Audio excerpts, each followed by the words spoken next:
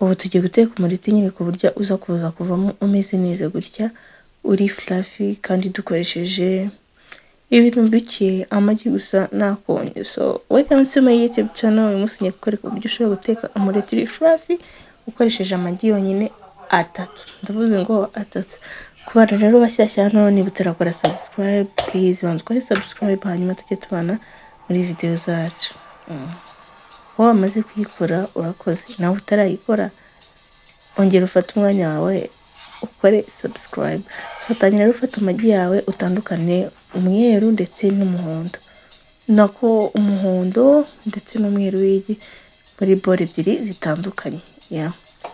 Nibutse ngenge mbigenza umena igi ku buryo umweru ujya ukwawo muri bore imwe, hanyuma no mu yindi bore ugashyiramo umuhondo. Uko niko bikora. Wowe ufite ubundi buryo bikoramo nabyo nta kibazo, ariko ugomba kubanza ukabitandukanya ukigengesera neza ku buryo mwaho hajyamo umweru gusa ahandi hakajya umuhondo ku ruhande mu buryo bwose bishoboka.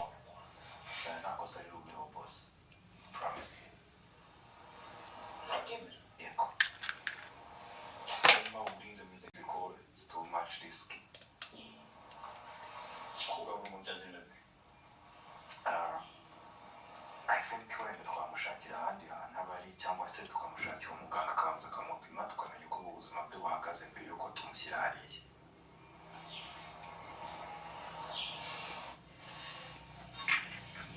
Nyuma rero kubitandukanya urufata umweru wawe, niba ufite umutozo niwo wakoresha, ariko mixer niyo nziza nigufasha nyine kubikubita cyane. Ugiye gukubita umweru kugeza ubwo uri ufate nyine ugafata ku buryo ushobora gucurika ibore ntumeneke. Bityo nyine ngiye kubigenza.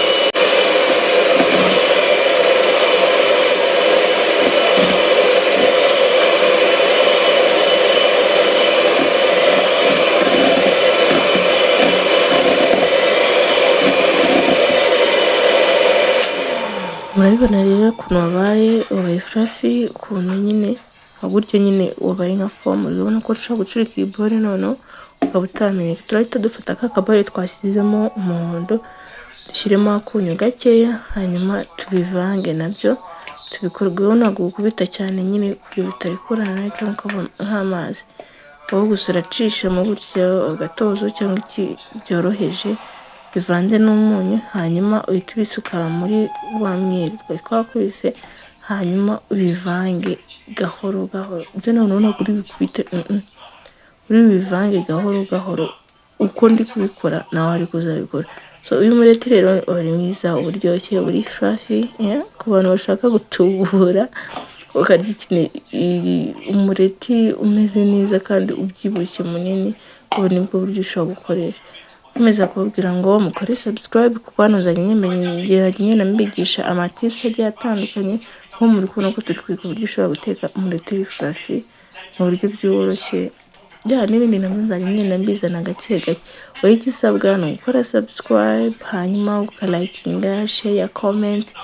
Ibyo bintu nabyo ni ingenzi. Mujye muri comment mujye mumubwira ubutaha uzatwereka iki, ugize ikibazo kuri video nakoze wambaza ndagusubiza. Ku ipanu yawe rero shyiraho amavuta makeya nk'umuntu nk'uko usanzwe ugenda uteka umureti bisanzwe gutyo. Nurangiza usukemo ya mvange twamaze gukora, nzengurutsa kugira utuvuta tujye ku ipanu hose. Uhita usukaho ya mvange twamaze gukora gutya. Bityo ugomba kuba bimeze, ntabwo ari ngombwa ngo ugasukeho kameze nk'utuzi cyangwa iki. Hanyuma ukagenda usanzaho neza nyine gutya. Ushyiremo twose nyine dukumbi twose dukuremo, ntagire na bimwe nyine ujugunya cyangwa wangiza. Uko nguko hanyuma ushyire akariro kaba ari gakeya, ku kariro gake cyane gashoboka, kugira ngo uyu mureti wawe uhereze akanya ubyimbe kandi nyine ugumane nyine iyo fluffiness nyine ukuntu ugize. Uhita upfundikira, numara kuwupfundikira urawutegereza nyine akanya hagati y'iminota 5, kuko akariro ni gakeya. Ku kariro gakeya ntuzashyiremo umuriro mwinshi, akariro kagomba kuba ari gake cyane bishoboka. Noneho uhita upfundura, uraba wamaze gushya hasi, tugiye kuwuhinamo kabiri. Tugiye kuwuhinamo kabiri, uko nguko ni kubigenza, nibwo muri fluffy cyane. Wisubikaho kuriye hasi, akenshi uhita usanga nyine wisuye, wongera ukaba mutoya. Ariko iyo wakubise gutya amagi, umva uyu mureti kuri ubyibushye, umeze neza, uryoshye. Sinzi nyine n'ibindi nyine mbibabwira, nyine mbibereka, muri kubona ukuntu ngana rero. Hano nazanye namwongeze nyine ku ipanu ku ruhande, kugira ngo na hariya ku ruhande ubyimbiye naho hamere nkaho hahiye. Muri kubibona impamvu ndi kwegeza hano, burya umureti rero cyangwa amagi no muri keke niyo atuma keke ibyimba. Keke itarimo amagi ntiyabyimba, kiba kiri aho nyine kimeze ukuntu. Niyo mpamvu rero umugati cyangwa muri keke agomba gushyiramo igi, muri kubibona. Hano rero muri kubona umureti wacu rero wari umaze kuba tayari, wari wahiye no ku ruhande. Muri kubona ukuntu amagi 3, aya ni amagi 3 yonyine twakoresheje, mwabibonye. Muri kubona ukuntu amagi 3 avuye mu mureti umeze neza kandi ubyemye. Niba ukunze iyi video uyisharinga mugenzi wawe, nawe umwereka uburyo ashobora guteka umureti ubyimbye kandi umeze neza kandi uryoshye. Ntugende udakoze subscribe kandi usharinge, like na comment. Hano nari rimwe nabarura, ndavuga teka mbereke ukuntu imbere uba umeze. Nuko nguko wari umeze, wari uryoshye, tukora ibabwira, kandi wari unahiye neza. Mukubona ko nta kindi kintu twashyizemo, ariko urikubona ko ifite ipaseri nini cyane ugereranyije n'indi mireti twari dusanzwe duteka. Mwakoze rero kubana nanjye, like, share, comment, kandi gukora subscribe. Tuzana muri video ubutaha, mujye muri comment mumbwire ikindi kintu mwifuza ko nabakorera, cyangwa niba hari ikibazo ufite wakandika ukambaza. Murakoze, bye, naho utaha. Ciao ciao.